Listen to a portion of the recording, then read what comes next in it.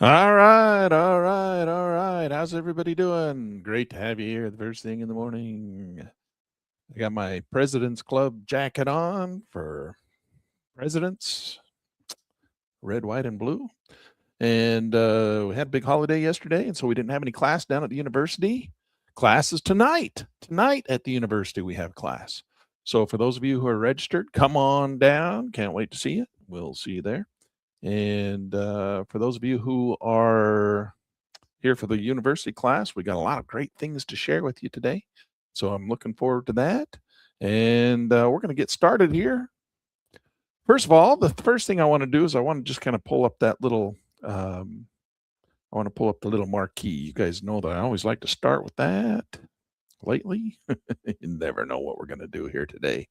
One from one day to the next, right? We're going to have lots of fun, though. Stop putting cash in, start pulling cash out. All right. So the whole idea or the concept that we're talking about here is building ourselves a UBI, universal basic income portfolio, right? We always talk about how much are you investing in the market? How much are you putting in? How much are you putting in every month? Oh, you got to put money in for the rest of your life, right? That kind of thing. But we never never talk about taking money out.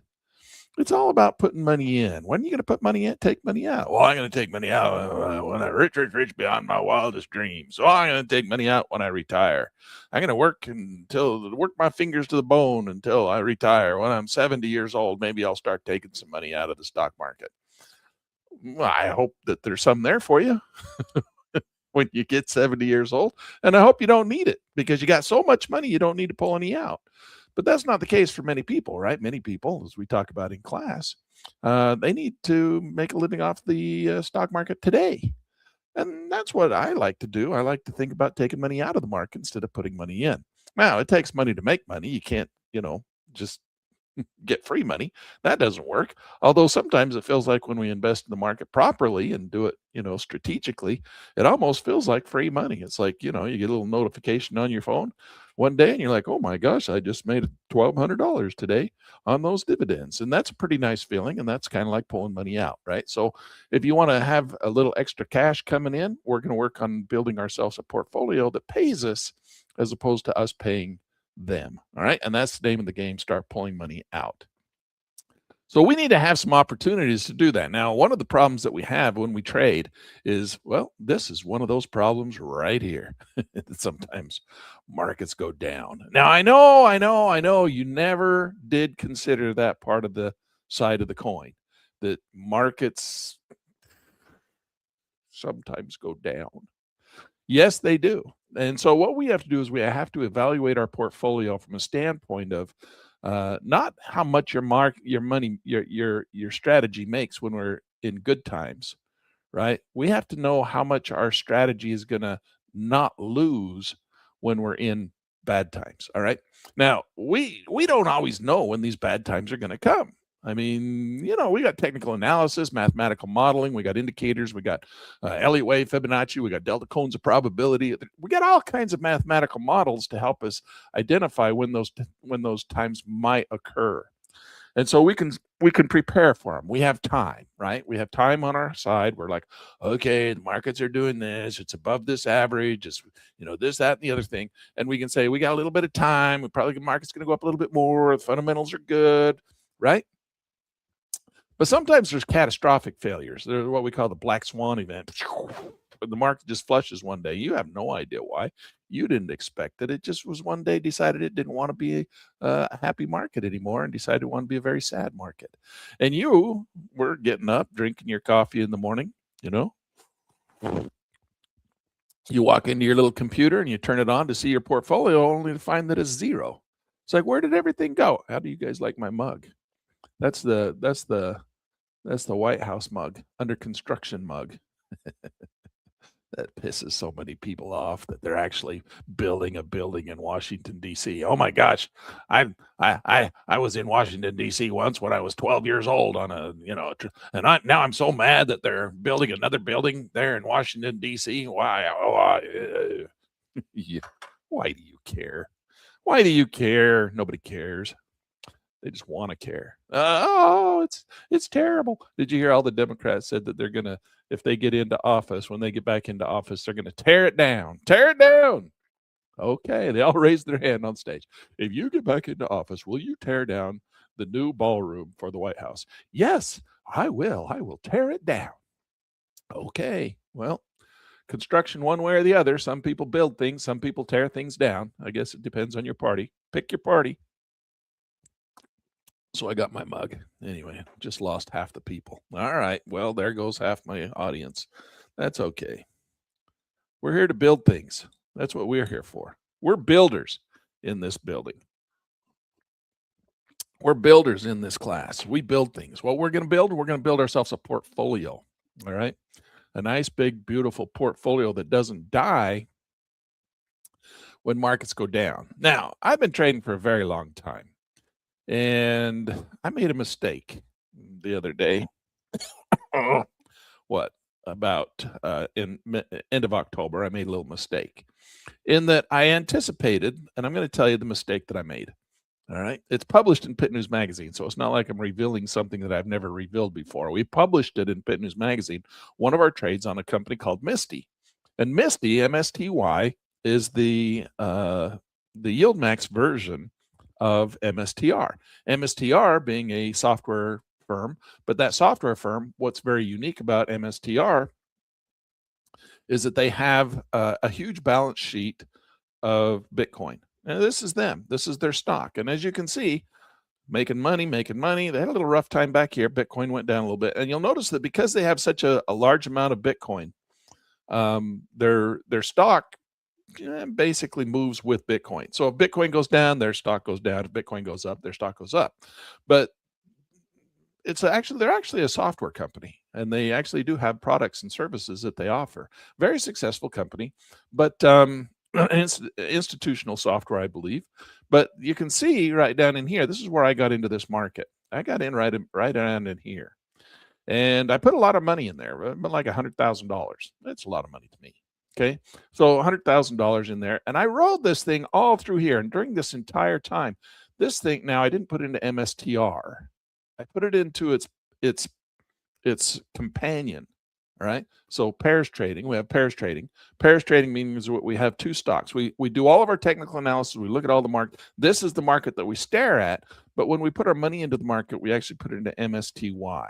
And the reason we do that is we have the two funds, and the two funds work simultaneously, right? They work together. But one fund pays a really high dividend while the other fund pays no dividend at all. And so what we're doing is we're taking profits out along the way. That's the whole idea of a dividend paying ETF or an exchange traded fund, is that they're paying a high dividend, which means that if the market goes up, well, the net asset value of the stock, of the underlying ETF, generally doesn't go up very much because it's taken all the profits out. All right, it's taking the profits out and giving it to you. That's where we take money out of the market as opposed to putting money in. You have to put money in the first place, but then you want that money to work for you so it can take money out. Now, the way they do this is with a covered call strategy. So if the market's going up, covered calls keep paying these big strategies, and you get to participate in some of the upside potential. If the market explodes up, then you don't get to participate, but it can go up pretty good, and you still get to participate in that upside potential. But the covered call kind of caps huge explosive growth, but you trade that huge explosive growth for, one in the hand as opposed to two in the bush, because two in the bush doesn't happen very often. And so you're like, well, I'll just take the one in the hand right now, sacrifice the possibility there might be a two in the bush. And even when the markets are going crazy, you can see even this market that is traditionally speaking not meant to go up because it's just giving you the cash, taking the money out along the way. You put your money into MSTY, it technically shouldn't go up. But even this market was so powerful, it just kept going up, up, up, and up. Okay. And they were paying you these huge dividends. And I was part of that. I was in there. I was doing this, man. I got in here with $100,000. I'd make more money than I ever made in my life. I couldn't believe it. I was getting $10,000 dividends. It was like $8,000 dividends, $10,000 dividends. It was really nice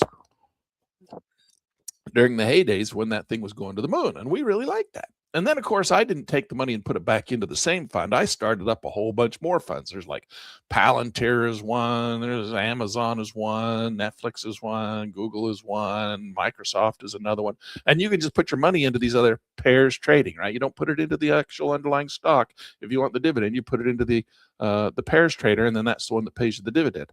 And so the dividend stocks just kept making me more money.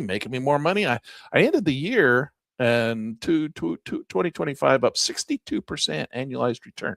That's a lot of money to me. I mean, 62%, that's pretty good, considering the S&P 500 did what? Well, I think it was actually a little higher than that. It's a little, I want to say 18%, but I can't remember if that's the exact number or not. It was higher than usual. Usual is 10%. So it was much higher than usual. So and it was a banner year. I want to say 18%. I don't know. Maybe I'm a little off there. Maybe it was 12%. We have to go look. I can't remember the number. But anyway, the S&P 500 is kind of the standard, right? That's the bellwether standard that we always measure everything against. That's why we have the formula, what we call the rule of 72, right? So the rule of 72 says if you take the return divided by 72, or take 72 divided by the return, you're going to get how many years before you're going to double your money, right? And if you do it at 10, you're going to get 7 years. So it's 10. A 10% return is what the S&P 500 generally returns on average over the life cycle of the S&P 500. Therefore, you're going to double your money every 7 years. So that's why we always look at that as the benchmark, because we're like, if our trading strategy can't outperform the 7-year 72 rule of 72 in the S&P 500, then we just will go put our money in the S&P 500, because why do anything else, right? So if you can't beat the S&P 500, why do anything else? If your real estate is not beating, a 10% annualized return, you're not doubling your money every 7 years, why are you doing real estate? Just go put it in the S&P 500. It's a heck of a lot harder to work a real estate venture than it is to just go throw your money in the S&P 500 and call it done. So that's why Warren Buffett says most investors should probably just go put their money in the S&P 500, because it's very difficult to outperform the S&P 500, make 10% annualized, double your money every 7 years. So the fact that I did 62% last year made me happy. All right. I was pretty happy with that. Now, I'm not at 62% right now. The markets have gone down. All right. The markets have gone down. So let's go look. I think I have it up right here. This is my actual real money portfolio. You can see I'm up 58%. 58%, it's gone down from 62% down to 58%.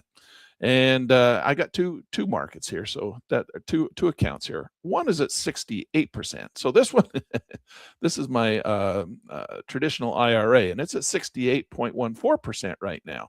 So that's a little bit better than than this one here, which is at 58%. Now, what's the difference between the two? Well, honestly, one I manage a little bit more closely. I play with it more, move stuff in. The other one, I just kind of forget it's there. I put my strategies on, and then I forget they're there because I'm over here focused on this one. And this one made 58%. The other 68%. I'd probably be better just to put my strategy, walk away, and quit fiddling with it. Right? Sometimes when you fiddle with things, you don't make them better, you make them worse. And so it seems like that maybe I need to take some of my own advice sometimes and lay off a little bit. But I don't know. I like doing it, right? I'm trying to make it better, trying to learn. I've been doing this for 40 years, and I'm still learning, believe it or not. Yeah, I got lots to learn. I just feel like a brand new trader at 40 years. But this stuff is all new. All these high yield funds, pairs trading. Well, we've been doing pairs trading forever. But high yield funds like this, these are brand new, right? Well, they've only been around for a couple of years. And so I'm playing with them, trying to make them work. So that's the name of the game. And so what happened here is, back circling around doing my little Donald Trump weave, this market came tumbling down. Now, when it came down, tumbling down through here, I wasn't in bad shape, because what happens is when you're doing a covered call strategy, in this situation in particular with these high yield funds, those dividends that keep coming in are such a high yield that every time the market goes down, the dividend would come in and it would cover the loss. Right? So I would lose 10,000, it would make 10,000. I'd lose 10,000, it'd make 10,000. I'd lose 10,000, make 10,000. I wasn't losing anything. I just had, it was beautiful. It was just a magical thing, going through, just sitting through a market and not touching it, and watching the dividends pay for the slow decline. And then it kind of come along here and it started going back up and I started making money again. Oh, now yeah, I made $2,000 on the growth and I made $10,000 on the dividend. I'm making money. I'm paying back anything that I did lose in the downtrend. I was making it back and making it back. I didn't even care if the market went up because I was getting such high dividends that if the market just went sideways like it did right through here, hey, I was still making these big dividends. And the growth was so tiny, losses that the big dividends paid for it. And I was in love with it. I was just like, oh, this is the greatest thing since sliced bread, right? I'm going to stop saying sliced bread. I'm going to start saying cinnamon bread. How's that? But then something catastrophic happened. All right, that catastrophic thing happened. And here, this market just come flushing down like a bad broken toilet, right? I mean, this thing just went straight down. And then I started losing money and the dividends couldn't keep up, and the more money and the dividends couldn't keep up. It was still paying dividends, but the losses became so big and so bad that they couldn't cover the losses. Oh my gosh, that is terrible. Oh, you're losing money. You're losing money. Now, I didn't lose all the money that I had made. I made so much money in here and put it into other funds that were still kicking back big returns as well. But still, you don't want to lose $100,000 in a 6-month period of time. It's very painful. Okay. And that's what happened to me. And so I go back in my history and I say, you know what, Lan, why are you so dumb? You know how to protect yourself to the downside. You know what a down cycle in a market is. You know how to read charts. You know when this stuff is going to happen. This is your specialty. This is what you've done your whole life. How did you let that happen to yourself? And you know how I let that happen to myself is that I got complacent in the fact that the thing was paying such high dividends that even when the market was going down, I was still making money. And I went and I created a calculator. And I know some of you have been asking about this calculator. You're like, Lan, show us your calculator. Here's my calculator. I went and created a calculator to help me determine this because I don't want to make the same mistake twice, right? I'm a glutton, but I'm not a glutton for punishment. All right, let's see. Where's my calculator? It's in this one right here. So I created a calculator. Is it this calculator? Yes, that's one calculator. But look at all the calculators I've created. I've created this calculator, this calculator, this calculator, this calculator, this calculator, this calculator, this calculator. And I'm going to teach all these calculators to you, and I'm going to give them to you, and I'm going to let you have them. I'm going to show you how to use them, how to get to them. They're all going to be part of Pit News Magazine. So if you're a subscriber to Pit News Magazine, get all these calculators that I've created so that you can do all this different type of research, work, figuring out. I'm working really hard. I worked all weekend on one calculator for you. All right.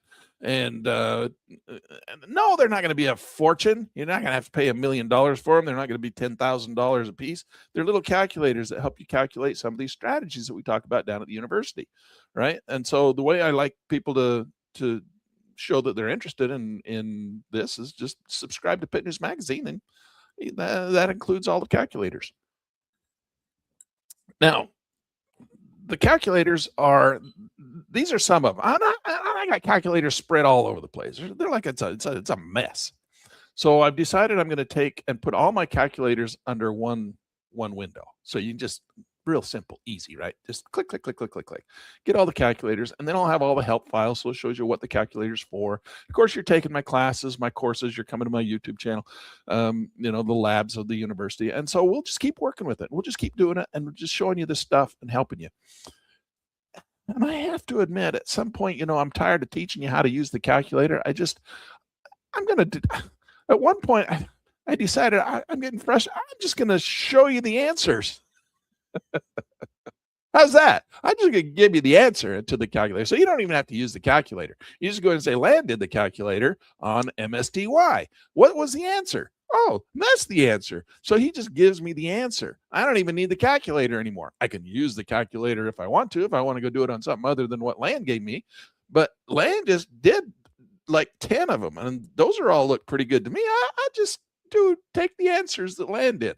You can do that because if you come in here, watch, I have an answer table for one of these right here. This is just one answer. I got here's just 3 calculators right here.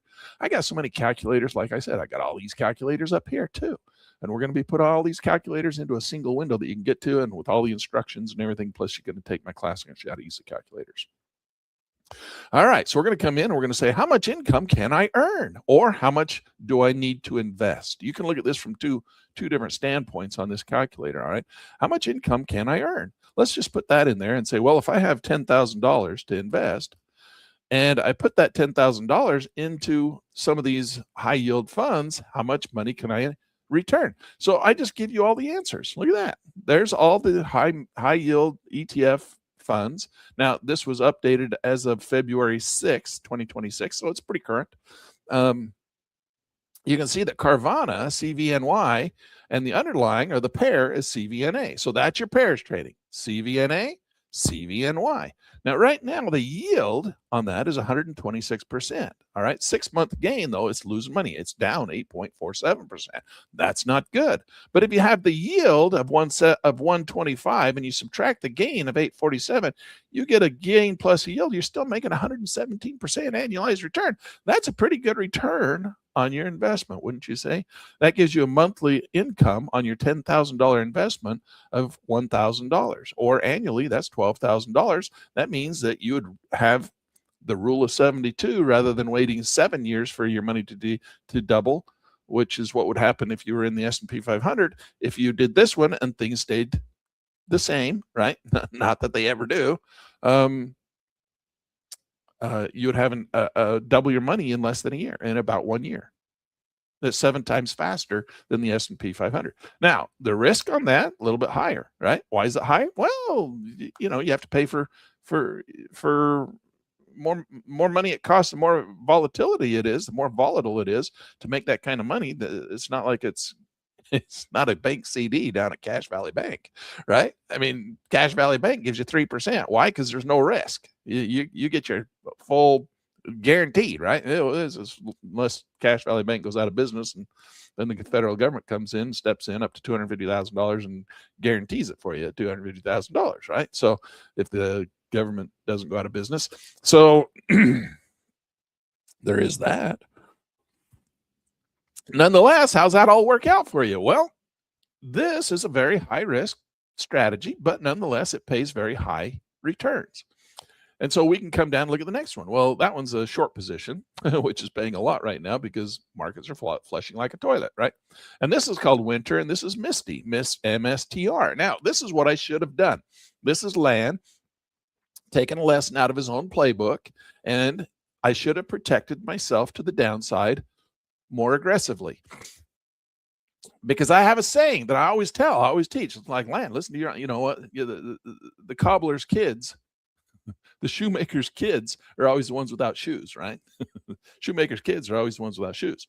Well, Lan didn't listen to his own advice and didn't protect himself to the downside with that MSTR trade, because I was just expecting the big dividends to pay off. All right. So this is winter. This is actually, if I would have been doing my due diligence, I would have put my money into WNTR, which makes money when MSTR goes down. That's a short position trade. You can do that. All right. So they've got offsets on some of these. Here's another one, coin. If you were in Coinbase, right, and coin went down, well, and you put your money in fiat, you'd have made money going down. And that's how it works. So there's a few of those that have those, and you can see that these markets are flushing like toilets, and so those end up percolating up to the top of the trend, top of the list, because hey, markets were flushing like toilets, and that's how these two pairs trades make money. So you got MSTR and winter, coin and fiat. So you can see that if you'd have put your money in fiat over the last 6 months, the yield would have been a 78% annualized return. Now the gain was a negative. Ooh, wait a second. It says that's a 6-month gain was down 67%. You'd have only made 10%. Well, for a market that's flushing like a toilet, that's down 67%, you still made a 10% annualized return, which is the same as the S&P 500. I guess you can't complain about that. The S&P in an up market. Okay, so it protected you in that Coinbase strategy. Winter actually made more than that. Well, look, it's not calculating a 6-month gain on here. That's gone to zero. So there's some math problem on that one. But it did have a yield of 87%. That's pretty cool. All right, there's some more in here. Let's go down to some that I am familiar with and like a little bit better. There's MSTR, MSTY. Okay, over the last 6 months, the yield has been 61%, right? The loss has been 49%. So see, even there in the last 6 months, if you'd have been doing this without any kind of protection to the downside, you'd have still made about 12%. So let me show you the other little calculator that kind of highlights this. This is called the break-even calculator. So if you come here to the break-even calculator, now notice the URL on this, or don't. Go pay your Pit News Magazine $39.95, and then you get this with your subscription. Don't pay any attention to the URL up there. Did you guys ever go what's it called? The Yellow Brick Road. Follow the Yellow Brick Road. Follow the Yellow Brick Road. What is that? Don't look at the man behind the curtain. Pay no attention to that man behind the curtain. This is the man behind the curtain right here. pitnews.com/dividend calculator. Right? Dividend calculator. That's all you have to type in. pitnews.com dividend calculator and dividend dash calculator. Don't forget to put the dash in there. And then it brings you this calculator, which you can only get if you only have a subscription to Pit News Magazine. That's my my development skills. I don't know how to lock it behind a password. If you know what the URL is, you can go to it. I just don't publish the URL to anybody, except for I just tell it to everybody on YouTube. So go buy Pit News Magazine. Yeah, Pit News Magazine, and then you get this calculator. All right. Anyway, let's come in here. Let's pick one of these markets. Let's come down here to, let's do AMD. AMD is a chip manufacturer. Let's do Tesla. Everybody loves Tesla. Tesla. All right. I got me a new Tesla the other day. I love it. Drives all by itself. Takes me to the university. I don't even have to touch the steering wheel. It takes me right to the university, and I can teach my class. Get in the car. Takes me right back home. It's pretty amazing stuff. It's the only time I ever leave my house. Go to the university to teach. Oh, I have a dog. We go for a walk too. All right, here we go. Let's go down here and see this little slider and see this little chart down here. Let's explain to what this is. So this little chart, the red line is Tesla, TSLA. That's your stock. So let's go look at Tesla. All right, TSLA. I'm putting these in the Bitcoin. Hope you don't mind. I called this the Bitcoin portfolio, and now we're adding a bunch of other stuff in here. So it is what it is. It just is what it is. All right, so we're in Tesla. This is Tesla the stock. All right, Tesla the stock. So TSLA is the stock. So that red line represents Tesla the stock. All right. So what happens is we're putting $10,000. You can see right here, we're going to invest $10,000 into Tesla on the start date, whatever the start date is, happens to be today. All right. Happens to be 1 year ago from today. And Tesla, during this back testing example, all right, went absolutely nowhere. Went nowhere. Zero. You held it for an entire year, and you can see your income is flat. Didn't lose anything, didn't make anything. Now, you also took that $10,000, and instead of putting it into Tesla, you put it into TSLY. All right, TSLY. Now, this is TSLY. Now, I have a saying. If you trading is not about making money. What? I thought trading was all about making money. No, trading is not about making money. Trading is about not losing money. And until you figure that part of trading out, you'll never figure this market out. Trading is not about making money. It's about not losing money. If you put 10 grand in, you better have a plan to not lose it. Well, I'm just going to put it in there and hope for the best. Well, you're not a trader. You're not an investor. You're a gambler. All right. We talk about this in class too.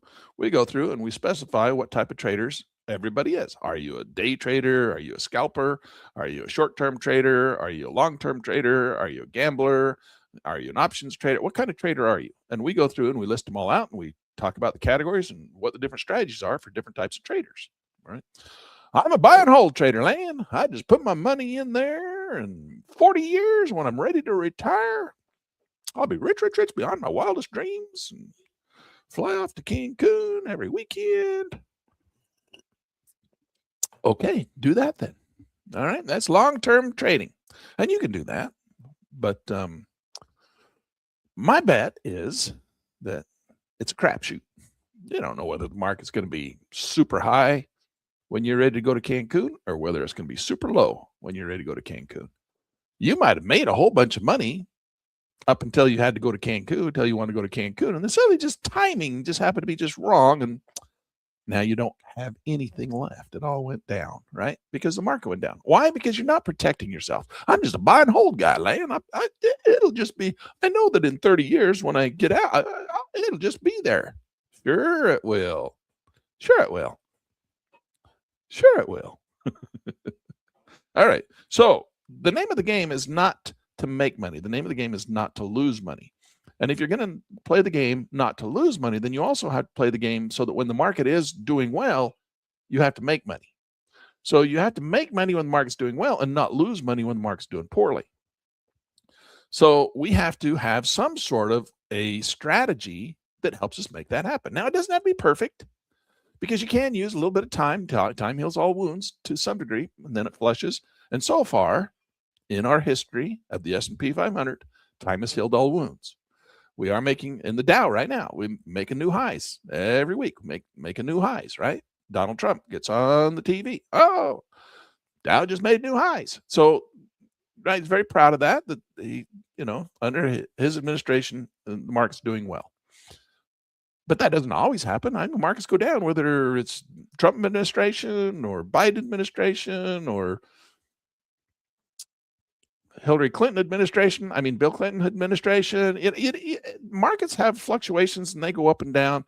And the president of the United States really, well, I can't say doesn't have a lot to do with it because the last few presidents have had a lot to do with it.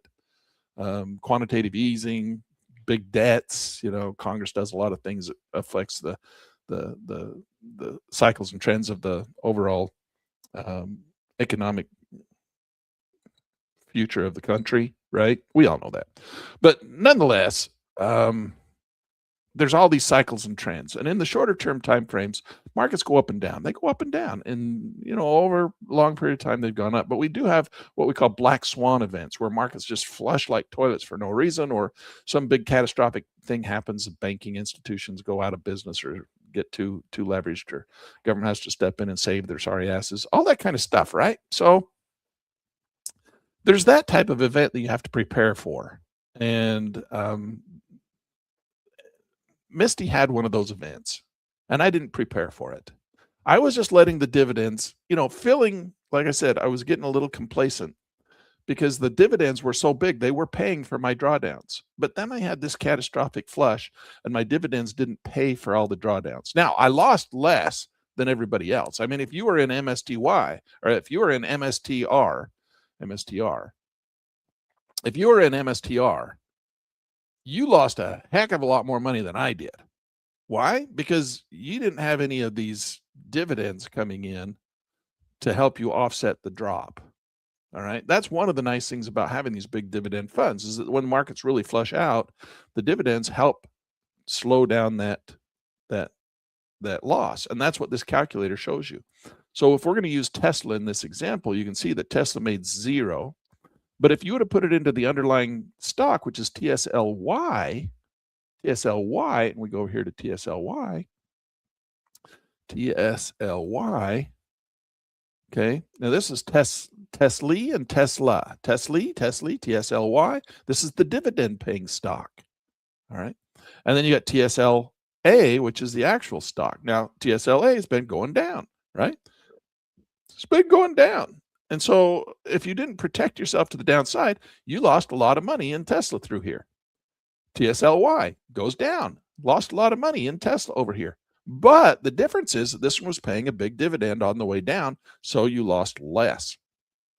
So this example right here, the whole idea is that this calculator tells you that in a historical example, if Tesla lost zero, you can see how much you would have made with the TSLY strategy of having dripped your money back in, continually reinvested the dividends back into the stock over a period of time where Tesla, the underlying stock, actually made nothing.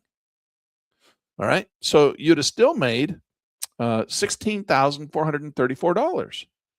That's pretty cool. Tesla, the underlying stock, made nothing, but the dividend paying stock, because it pays those covered call strategies, paid $16,000 in profit.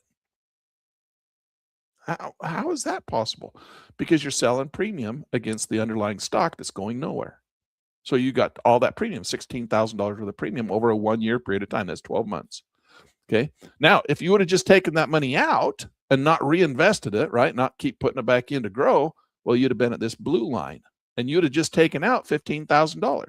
So you put in 10,000, Tesla goes nowhere. At the current rate that it's paying out dividends, you'd have made $15,000 in 1 year, and Tesla made nothing. That's what this little calculator shows. Now let's come up here and see this little slider. You can say, well, what if Tesla lost money this year? Or what if Tesla made money this year? What would these two funds have done, or this other fund done? Take the money out or reinvest the money. So let's come down here and go all the way down and say, let's say Tesla lost 50% of its value, had a big, slow drop for a whole year and lost 50% of the value of that year, right?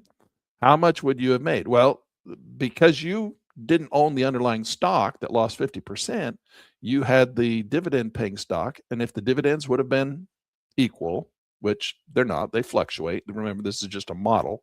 Okay, it's a calculator model. It's showing you how the market works. You would have made $11,000 with your reinvestments. So, or you'd have had $11,000. Not that's what your portfolio would have been. I think I misread that before. It's not. Let's go back to zero. I want to make sure I get that number correct. I don't want to be reading those numbers incorrectly. Okay, your account would be worth 16,000. So you put in 10, your account would be worth 16. So you made 6,000. All right. Tesla made nothing. You put your money into this one and it made 6,000. And then if you'd have taken it out, you wouldn't have taken out. If you'd have taken everything out, like I said earlier, you wouldn't have anything left. So you can't do that. So you have to leave the 10,000 in. Sorry, I was reading this incorrectly. Your account would be at 15,000, meaning you would have made 5,000 because you put 10,000 in. So let's fix that problem. Okay, that examples it, because we put 10,000 in at the end of the year, we have 10,000. We made nothing. So we put 10,000 in at the end of the year. We pulled 5,000 out. We didn't reinvest it, so we got 5,000. And then if we reinvested, we got 6,400.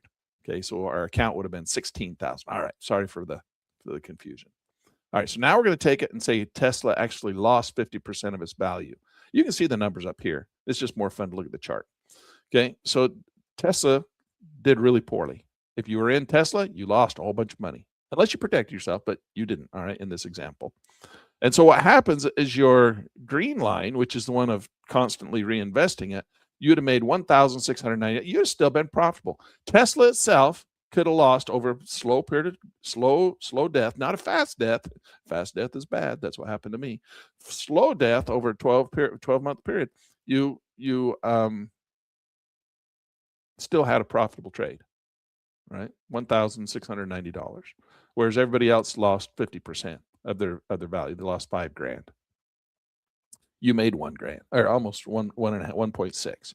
All right, that was reinvesting. If you wouldn't have reinvested, just take your money out, you'd have taken $1,328 out and still had $10,000. So your account would be $11,328. Now your account wouldn't be that, because in this blue line, you're taking that $1,328 out and you're going and spending it and buying things with it. All right. So that's the advantage of these funds. And that's why I got complacent with Misty. Misty dropped fast, not over a slow 12-month period of time, which the dividends could have kept up with. It went down really fast. It dropped like 60% in like 4 months. And the dividends just could not keep up. Now, could I stay in and time heals all wounds and maybe Bitcoin will turn and rally and come back up and my dividends will keep paying and then it'll go up and my dividends will keep paying? Yes. Time heals all wounds, or has in the past, historically speaking. Now, this is a different thing. This is not the S&P 500. This is an individual stock. So does time heal all wounds? Not necessarily. stock could go out of business, right? Or just have 10 years of bad earnings. It just might not go anywhere. It's tied to Bitcoin. Maybe Bitcoin will never come back. Maybe Bitcoin's done. Maybe it's history. A lot of people are saying that. I don't think so. I think Bitcoin's got a good future in it. So eventually these things should come back. And what happens if they do? Well, the market turns and starts to go back up. You get back to zero. And then what if the stock actually makes 10% or 50% instead of loses 50%? Well, now look at your numbers. Now your account. So this one makes 50%. So now at the end of the year, it's $15,000. Your blue line, how much money did you take out, is 19,000. So you took out 9,000. 10,000 still in there. You take out 9,000. And then this one, 22,800. If you keep reinvesting, that's your exponential compounded growth, right? This is why we got complacent. This is what we were experiencing. Remember, oh, they're so happy. Misty's making money like crazy. I never made so much money in my whole life. Oh my gosh, I'm so happy. Even on downtrends, it's just still paying for itself because the market does this, right? The market does this. It doesn't just go one. It's constantly doing this, right? It's up and down and up and down and up and down and up and down. And that's what the markets do. They constantly move up and down throughout the year. They don't just go straight. This is just a model, but it shows you the idea, the concept of what happens. Okay, so that's why I got this little calculator, and you can go look at different funds, and they can show you the different dollar amounts based on that type of thinking.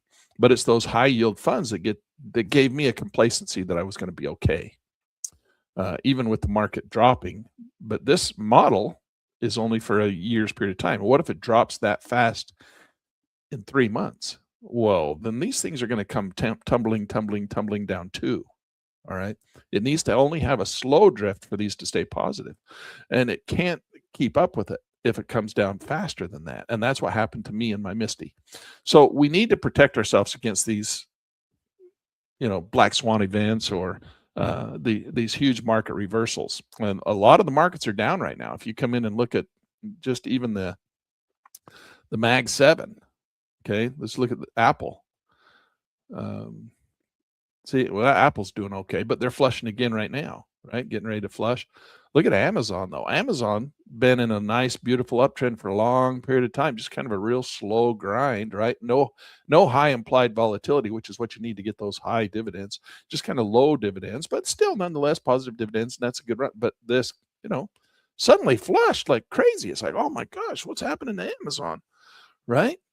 So Amazon, and then you got, we got American Express in here, but it's not one of the Mag 7. But you got Google. Google's been way up there, right? Google's been way up there. And you're like, well, I got some Google and I have loved it and I'm making money. Yeah, but it's flushing like a toilet right now. You better get some protection in there. We don't have any idea how far down that thing's going to go. Now, it could just come down a little bit, get to 38.2 and go back up again. Could very well do that. Or it could come down here, give you a little hope, and then flush one more time. Give you a little hope, and then flush one more time, right? We don't know. So what if it does do this? Well, we got some mathematical models that tells us, well, you better start putting on some protection because this is getting nasty, right? This could get really nasty out here. We don't know how far it's going to go. They've got good news. They got good earnings. They're making money. But you know what? We got to talk about the Wyckoff theory. Not today. Wyckoff tells us we have to.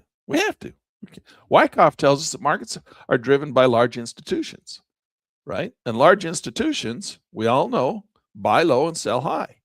So this is the little image that I always show you for that. And big institutions build upside right pyramids. They do this. Small traders, we do this. We buy low with a small amount, and as the market rises, we keep buying all the way up the uptrend. Well, big institutions, when the market's coming down, they buy all the way down, and then when the market goes up, they sell all the way up the uptrend. So if you're buying, who's selling to you? You got to ask that question. Hey, if I'm buying into this market, who's selling to me? Who's willing to lose money so I can make money? Because it's a one-to-one market. For every buyer, there's a seller. And if you're the winner, somebody else had to lose. And so you have to ask the question, well, I'm so excited to buy this. Why is there somebody else who's excited to sell it to me? That might make you pause for a minute, right? Why would somebody sell me this? If it's so good of an investment for me, what's the point of them selling it? Usually it's the large institutions who are selling, right? Because they build a big, strong base. They load it up on a whole bunch of shares down at the bottom. And then as markets rise, they sell all the way up the uptrend. Buy low, sell high. What a concept. But yet that's not what retail traders do. We start buying low. We're good at that. We know when markets are low, we start buying them. But then as markets rise, we don't sell. We buy more, and then we buy more, and then we buy more, and then we buy more, and then we buy more. And this is the basic concept of the underlying structure of what we call the Wyckoff accumulation distribution model. Okay, this is the core of that concept. So big institutions, they buy low down here, right? And they buy a whole bunch. They don't just buy one or two like you and I. They load up, man. They back up the truck. They buy all kinds of them down here, and then they start to sell out all the way up here. Sell, sell, sell, sell, sell, sell, sell. So by the time the market gets up into this region here, who's holding all the positions? Who's holding all the positions? All the retail traders, upside down pyramid. Who's got rid of all their positions? All the institutions. The institutions don't have any shares up there, and they're not going to buy up there. So if you start trying to sell because you're worried the market starts to go down, then they ain't buying them. They ain't going to buy them from you. So you're going to have a hard time selling them. But you're going to sell them, and probably some other retail trader will be the only buyers because they ain't going to buy them. The banks and institutions, they're not going to buy them. So what happens is that forces this market to come down, down, down, down, down until there's no more retail traders to sell or to buy down here, right? And you've sold out all of your positions. Retail traders have been buying them on the way down, so they're getting destroyed. So retail traders lose all their money all the way down this big downtrend. And then who starts buying in again down here? All the big banks and institutions, right? They know how to buy low, sell high. So they're not going to, they got no more shares up there. So they just leave the market. They just walk away. Well, we made all of our money, sold out, nothing left. So they leave the market and leave the retail traders to dwindle and die on the vine. And down we go. We tumble, tumble, tumble all the way down, selling back and forth to each other, trying to get in and out of the market as the market does nothing and falls because the big institutions have abandoned the market. But they don't step back in and start buying again till down here. And then it all happens again. Then the whole thing just starts to roll and starts to go to the, just starts to roll, and they buy a whole bunch here, and it starts to go back up when they start to buy down here. And then all the retail traders start to buy it, and they start to sell out again. And it rolls over and over and over and over. You go back, look in history of these charts, and you just see that same pattern go over and over. That's called the Wyckoff accumulation distribution model. And I show it on every single class. This is it right here. That's the bearish one. Let's look at the bullish one. So this is it. It goes through the accumulation, it rises, it goes through the distribution, it falls, goes through the accumulation, starts to rise once again. It's a simple little concept of buy low, sell high, upside down pyramids versus right side down pyramids, but it's the basic structure of the entire stock market. And so that's why we can draw a model like that, show it up there. We drew that model 30 years ago, and it still works. So this is the process right here. So what you have to do as a trader is you have to make sure that you are protected to the downside. All right. So you're not just selling out because, well, I'm losing money, I guess I'll sell out, get out. No, you got to protect yourself or hedge your positions so that you can maintain your positions so that you make as much money as you're losing all the way down, so that when you get to the bottom, you can take your hedge off. And then those positions that you had can start making money once again, going this direction. And that's what this whole thing is all about. That's why we do all this work. That's why we study. That's why we learn about this type of thing here. Now, the problem is with these big high yield funds, I got complacent. I got complacent because of this right here. The markets don't always go up, but I had the experience of the markets going up, right? We started these things, they're only a year old. They're only 2 years old at the most on some of them. So when we got into them, hey, they were making so much money. Even when markets go down, I was still making money. Couldn't believe it. It was the greatest thing ever. And I didn't have to hedge. I didn't have to go out and buy puts and buy options and do all the things that I've always done in the past to protect my downside position, because they were doing it. They were controlling that. They were making that happen for me. But suddenly this thing went down, and it went down a lot faster than I can draw on this chart, and I started to lose money. And I started thinking back to my olden days. I got to protect myself. I can't rely on the dividends to protect me in a down market. They're not going to do it. They're not going to be able to keep up. All right. And so you end up with a situation, if we go over to Portfolio Matrix, which is the true test of time, and we pull up our little chart. Let's pull up something like MSFT. Microsoft is you know who's let's go look at Palantir, PLTY. I made a lot of money in Palantir, was one of them. But Palantir is now flushing. Look at how bad Palantir went to being one of the best to one of the worst. Look, the gain on Palantir over the last, because of this nasty flush out right here, they're down 60%. Oh my gosh, they're killing us. Their yield, yes, 57%. That's a lot of money, 57% annualized return. If anybody could get a 57% annualized return on their dividends, they'd be happy as pigs in mud, right? You'd be so happy with a 57% annualized return. Problem is the gain is going down to 60%. So the gain is outperforming the yield. The yield can't cover that loss. So even though it's going down, and yeah, it's covering it, it's still losing 3%. You're still losing money. Still losing money with one of the best stocks ever. But that's because it flushed out. Did you see it? Let's go look at it. I'll show it to you. PLTR. Look at that thing. What stock looks just exactly like this? I mean, we're ahead of the curve, right? I mean, this is right now on Palantir. What other stock looked just like this? And we're thinking, oh, well, it's fine. What does that look like? What does that look like? That's Apple. That's Palantir. Apple, Palantir. Let's go look at Amazon. Let's go look at Google. Let's go look at Palantir. Let's go look at Google. What are we getting a precursor? Are these other funds going to flush like that? Now this is NVIDIA. Quit doing all this auto scale crap, you stupid computer. I just need to turn that feature off. All right, Palantir, NVIDIA, Palantir, NVIDIA,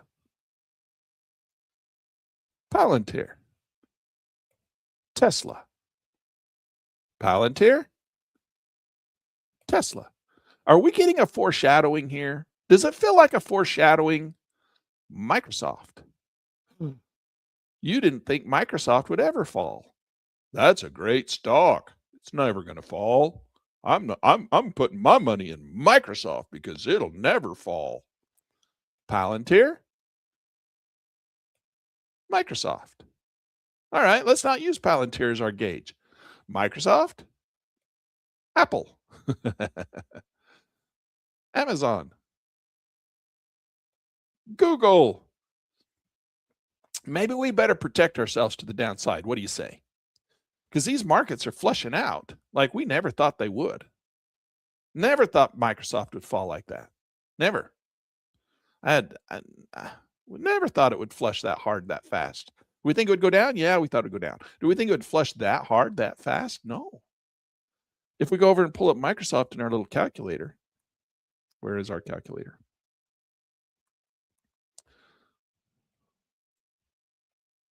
MSFT.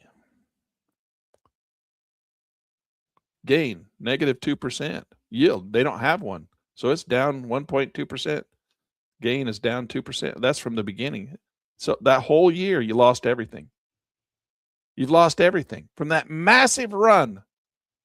I put all my money in on the first of the year. I bought low down here. I rode it all the way up. Made a ton of money. Now it's all gone because I'm a buy and hold guy. Time heals all wounds. Well, your wounds were healed here from the last time it flushed down like a toilet. You got your wounds healed. Did you get them healed? And now the market's flushing again because you're a buy and hold guy. You actually went through that entire thing and didn't make a damn thing. You're down 1.2% now. At least if you'd have done the dividend version, you'd at least have the dividends, right? Let's go back over to our little dividend calculator. Which one is it? It's this one, not that one. This, not that one, not that, this one. Let's go Microsoft. MSFO. So let's say Microsoft lost 1%. Okay, let's say 2%. Well, Microsoft, you'd had your $10,000 return into $9,800. If you'd have put that into MSFO, which was the dividend version of that, you'd still have $2,000. Now, the thing is this didn't just drop to, this is the year time frame. This is where the end of the year, you had a huge amount of money, right? It went way up, but then you lost it all because you didn't protect yourself. Now, if you'd have been in this fund, you'd probably had a lot more than this. This is just if the market went straight down. This doesn't take into consideration the market went way up and you made a whole bunch of dividends and profits and then lost it all. This is only if the market just went straight down. Okay, so this is not true, but even in the worst case scenario where the market just lost 1% over the entire year, you'd have still made $2,000 if you'd have done your reinvestments. And if you'd have just taken the money out and gone and spent it, you'd have made $1,800 over the year's period of time with a 1% loss on Microsoft. The dividends would have paid you $1,800. Now, what if let's go and say, well, what if the market did go all the way to 50%? It made 50%. It was probably about what it did in the middle of the height of the thing, right? Well, you'd have made $15,000 or $5,000 in profit because you went up 50% of the value of the $10,000. But your dividends made 17. So you made 7,000 instead of 5, right? This would have been 5. This has been 7. So you made an extra $2,000. This one, if you'd have just taken the money out, you'd have taken $6,000 out and gone to spend it over the year on $10,000. That's 60% annualized return. That's pretty darn good. 64% says it right there, right? Cash out, 64%. We reinvested it. It would have been a 71% annualized return. What did Land Turner make? Land Turner right now, if we go look at his account, pull up that dashboard. I'm going to pull it over here. It always shows my account numbers. I don't like that. I don't know if it matters, but I don't like it. If you know my account numbers. So Land Turner is sitting at, where's the number? Oh, there it is. 58%. So that's where those numbers come from. 58% annualized return on that account. And 68% annualized return on that account. It comes from this type of a investing calculator. Where is it? Right here. So it's this little calculator right here. Except for mine's real money. It's not just this model. Mine, real money. Happened real money. Okay. All right. That is your break-even calculator. And we're going to be talking about, well, we got to talk about it right now because we talked about all this stuff. Now we got to talk about how you protect yourself to the downside. Protecting yourself to the downside is the key here, right? Now, this is what I'm working on, okay? I've got a little calculator, and I'm going to show you the calculator. It's not finished, all right? It's not finished, but here's the concept. Let's go back over to our calculators, and this is the one that I'm working on.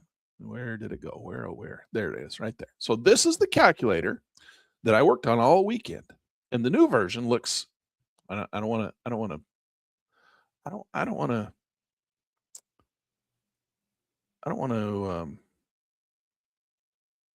It looks like this. I will show you these little mini ones.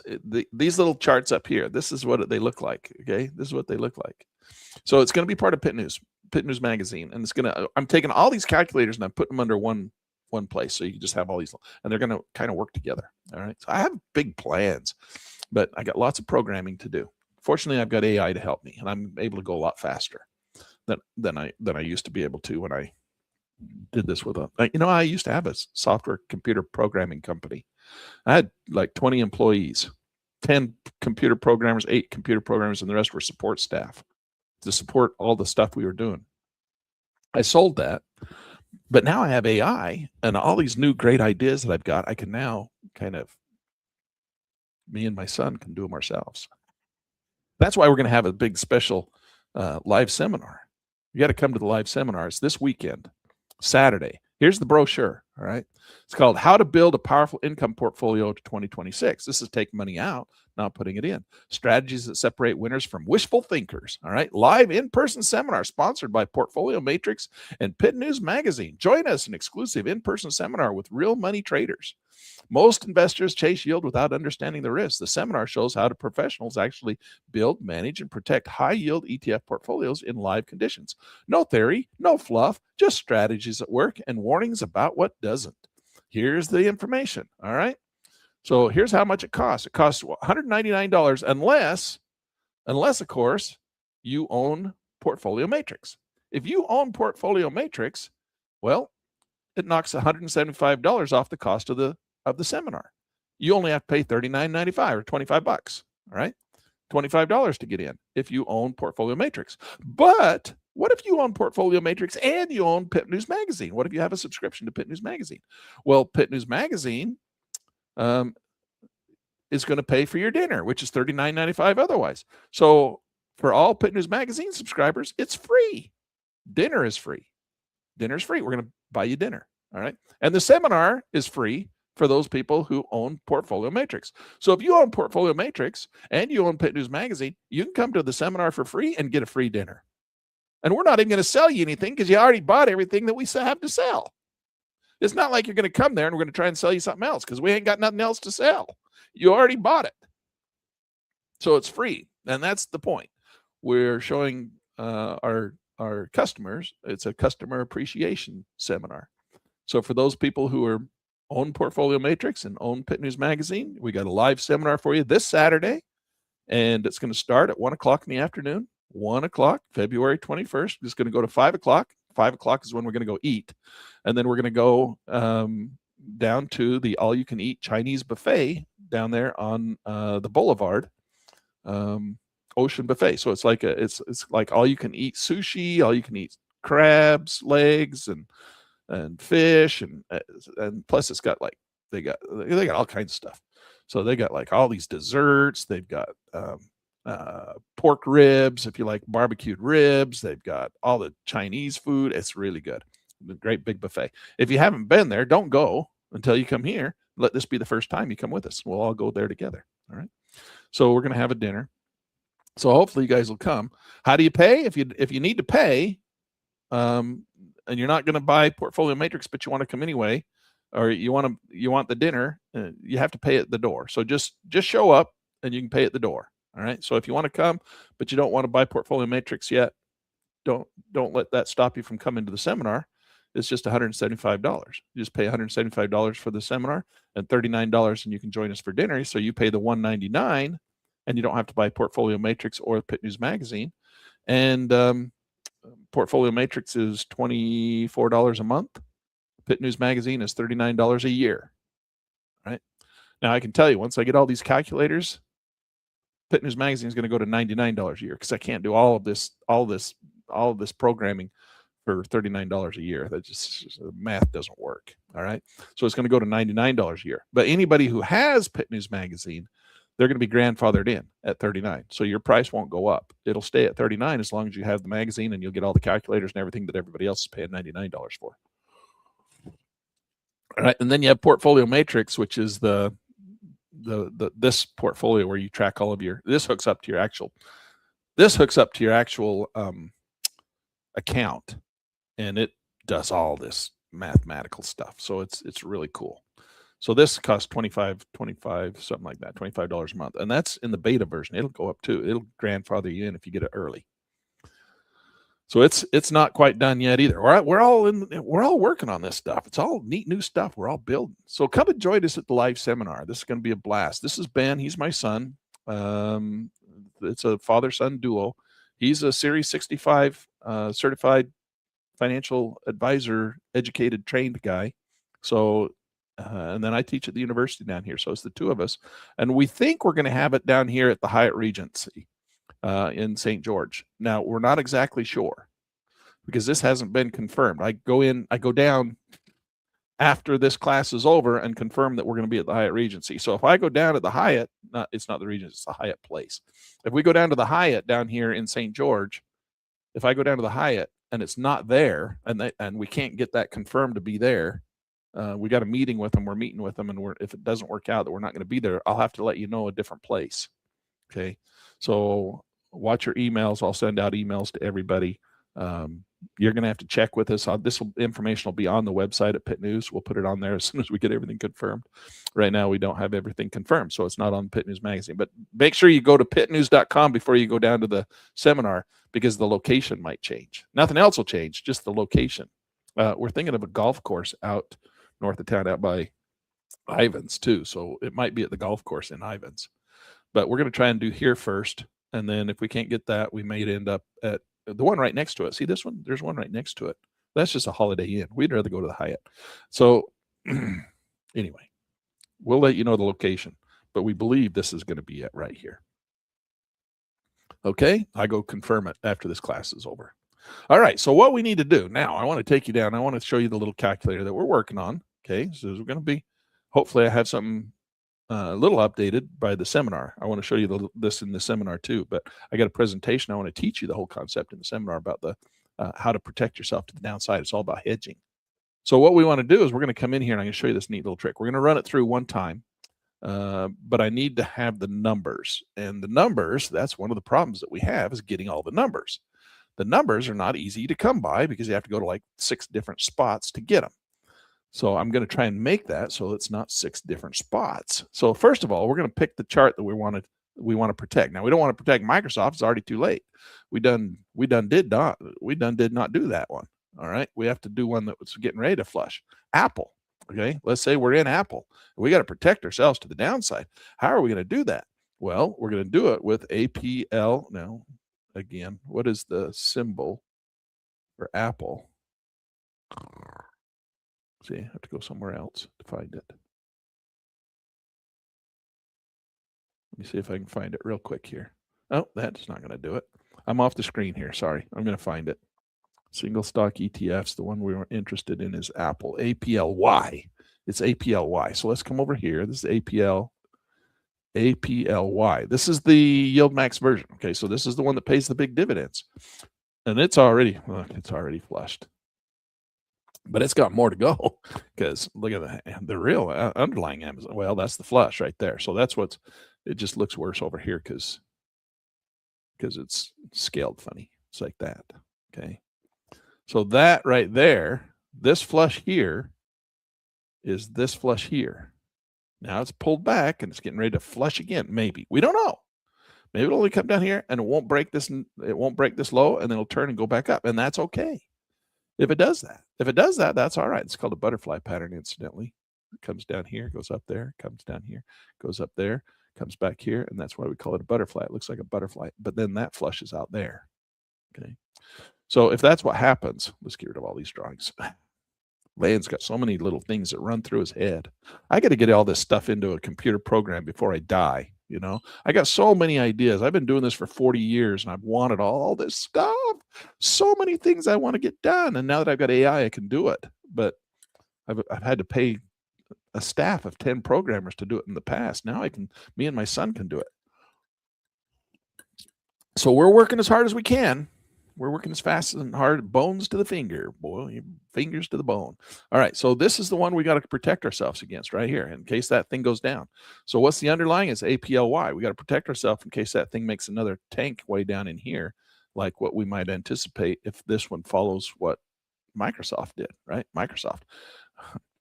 We had the flush, it ran back up, and then and this is where we're at in Apple right now. Right now in Apple, looks like we're kind of right here, doesn't it? Now, maybe this market will start to turn and go back up right down here. And maybe Apple, that's as far as Apple will go, and it'll go up right here. I don't know. But because we don't know, we need to protect ourselves, right? We need to put something in there to protect ourselves. That's why we're going to come over here and we're going to go into Apple and we're going to go down and we're going to go to the options chain. And we're going to come down here and we're going to say, I'm going to buy a put. And this is puts. And we're going to go about 100 days. We like about 100 days. 150 is too far. 87 is too short. But this one's not dark. 121. See that? See how it's not dark? We don't want that one. Why? Because it's not got a lot of, it's not bad. It's not bad. Because it's Apple. 87. But look how much better this one is. 10,000 at the monies. Versus 87, we go to 121. Oh, 15,000. It's $1,400. We might not be able to afford it though. We have to go to 87, 1,200. Let's put it into the calculator and find out. That's what we really need to do, right? We need to put it in the calculator and find out which one we can afford. Let's do the 87 days right now. So we're going to do 1,250 put, and we're going to do it. We can do it at the money. We don't have to do it at the money, but we're pretty nervous that this thing's going to fall. So we're going to be a little bit more aggressive. We're going to buy a little bit more expensive insurance because everything else is already flushed. We're worried this one's going to too. If we weren't as worried, we could go down, we could buy a little bit less insurance. Remember, that's what this is, an insurance policy. What's our deductible? If you keep buying the best insurance in the world, eventually you're not going to make any money because you keep spending it all on insurance. So we can buy less expensive insurance, but if the market actually does fall, then we have to pay more out of our pocket and we lose anyway. So it's like we want insurance, but we don't want to have so much insurance that we spend all of our profits on insurance. But we don't want to have so little insurance that if the market does flush, we just blow all of our money. Should have had better insurance. So right now we think the market, I'm really worried this market might flush. All right. So I'm going to buy some good insurance. This is called an at the money put. So we come in here and we're just going to come in and we're going to buy the put. And you just drop it in. The way that do it, track and trade is really easy. You can either just do it right here. You can just right click and say buy, right? And that puts your little calculator on. If you hit buy, that doesn't actually send it to the market. It puts it up here on the screen. Uh-oh. What happened? Oh, it's back. Going invisible on me. All right, so there's our order. We got it right here on the screen. So you can see where it doesn't actually send it. When you hit buy down here, I wish it wouldn't say buy. I wish it would just say add.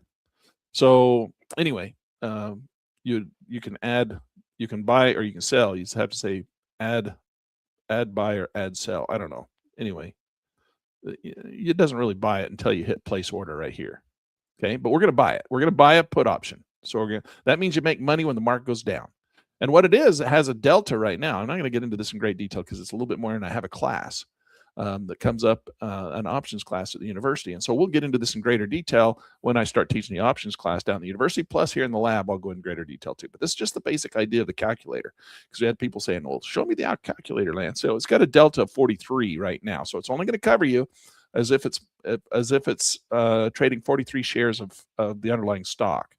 But eventually, once it gets to that purple line, it'll be 100 shares. So don't worry about it. It'll cover you if it goes all the way to the purple line. You might not have to go to the purple line, and that's okay, because then you can sell it out and get some of your money back. If it went to 100 right now and you had to sell it back, you wouldn't get any money back.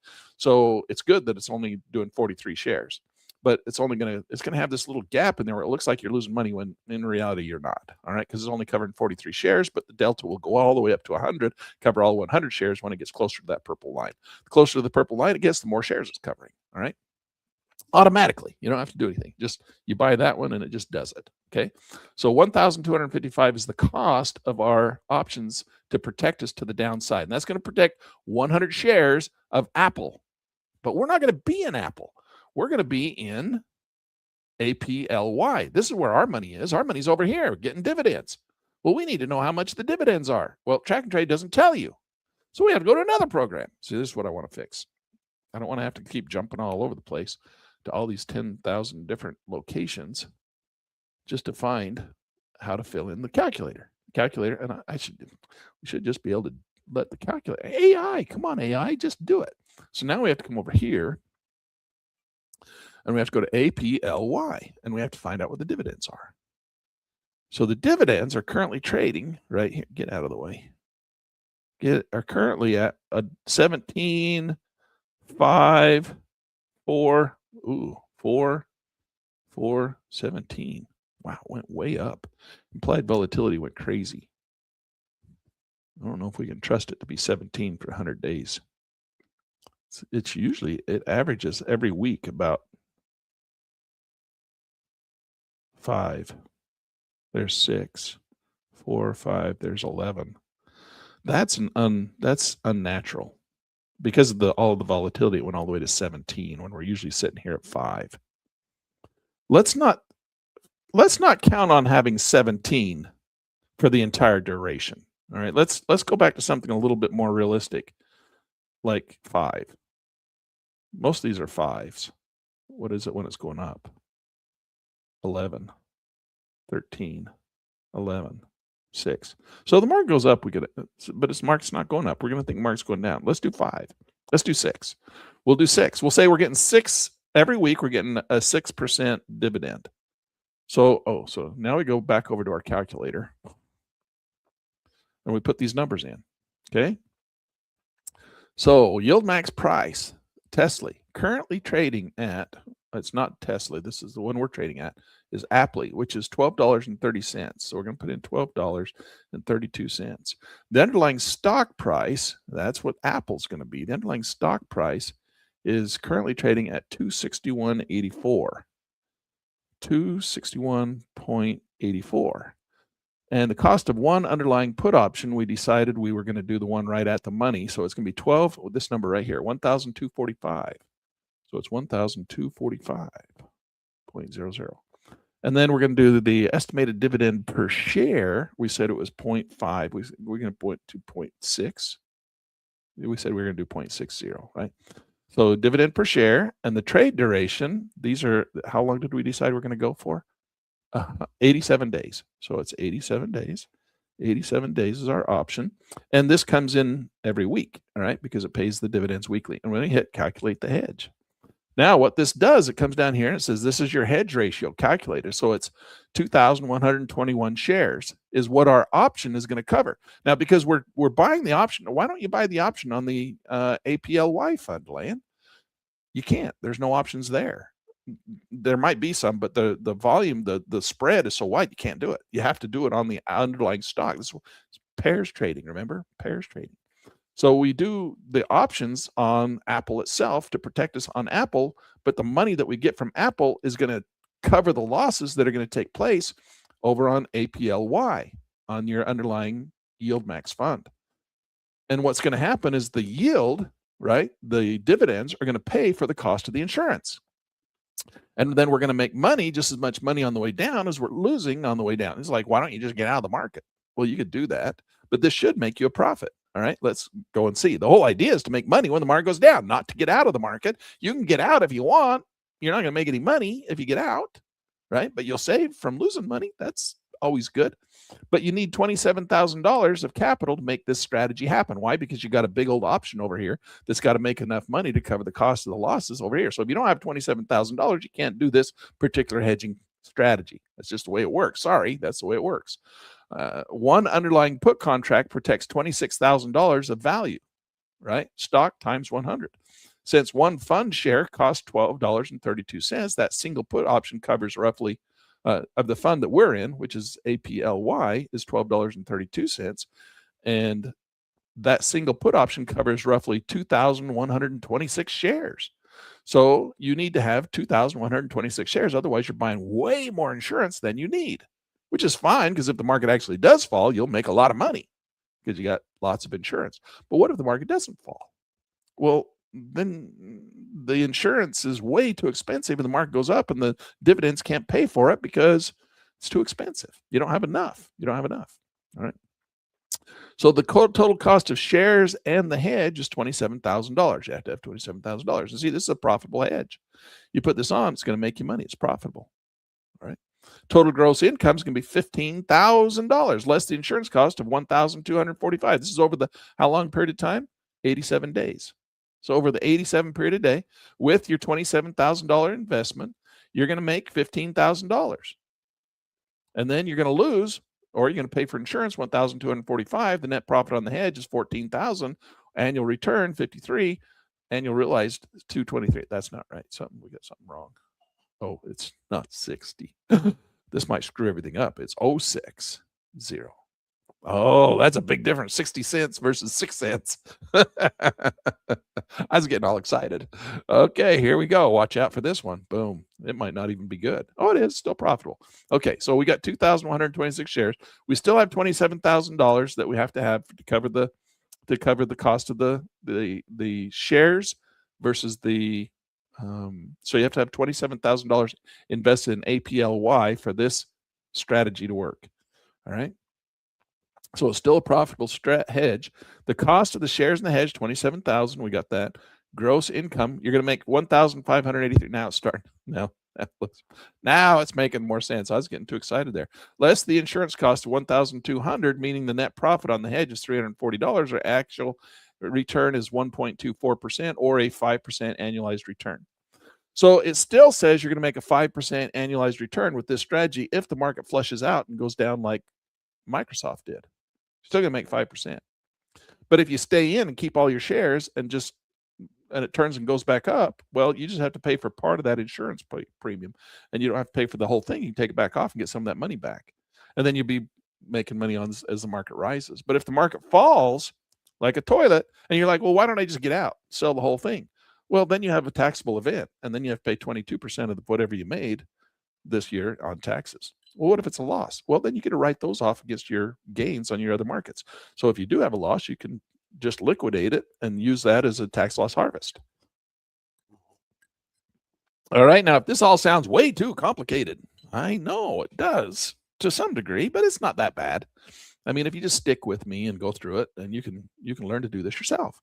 But really, you have to do it on anything you trade. I mean, it's not just like, oh, well, I'm not going to trade those high yield funds then, because you have to protect them to the downside.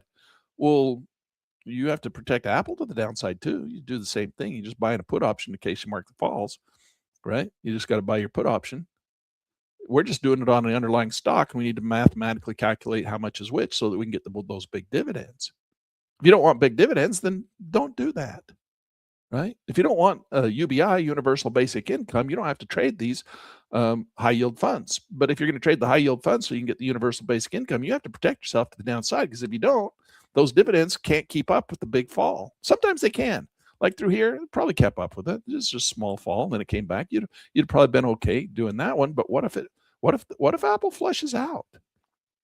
What if Apple flushes out and you got a whole bunch of money in getting the big dividends off of APLY, and this thing flushes out? Well, those dividends at 6 cents are not going to cover the big loss if it looks anything like what happened to Microsoft. I mean, this is nasty, right? What about Palantir? This is making me cry. I don't want to see these big funds fall like that, but we knew they were going to. I mean, it's part of the accumulation distribution model. We predicted it, right? We drew our charts on there. We know exactly where we come to this class. We were predicting all this stuff. All right, guys, that's all I got for you. I'm telling you, the seminar, we're going to go into this in greater detail, because that's what my speech is all about, is about how to do this hedging stuff. I got slides, little PowerPoint slides. I'll show you examples, and we'll talk about it in the theory, and then we'll play with the calculator. We'll do another couple of these examples, and hopefully I'll have a better piece of software so you're not chasing all over the world looking for answers. But we can just have the calculator do it for us. But that's the whole idea, right? The more information I can give to you in one single place makes your trading easier, and you're not chasing all over trying to remember everything you have to do. But it's all right here. It's all right here. And this will tell you if the hedge is not profitable too. It'll come in and say, don't do this. This is not going to make you any money. So it'll give you a warning. If you put all the numbers in like we have here, it'll come down and say, this is bad news. Go figure something else out. This strategy is not going to help you. You're in trouble. Probably just sell everything. It doesn't tell you what to do if it's wrong. It just says it's not going to work. It just says you're not going to make money.